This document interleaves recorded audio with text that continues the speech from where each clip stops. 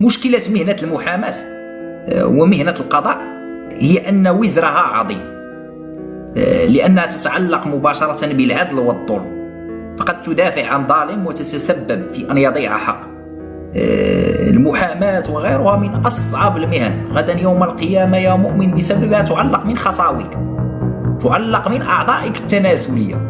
هناك العدالة وأن تكون سبب في سجن شخص أو في ضياع حق شخص شيء مهول.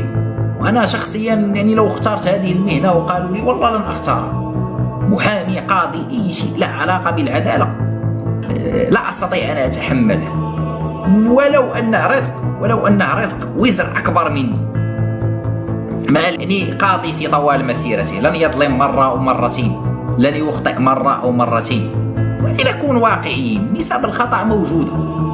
إذا أخطأت 5% مثلا كقاضي من 100 واحد يمر عندك 5 أخطأت، طوال مسيرتك حياتك ستكون توليت مثلا 1000 قضية، ستكون ظلمت 50 شخص مثلا. وتخيل معي 50 شخص تعرضوا للظلم بسببك، رقم ليس سهل يا مو والله.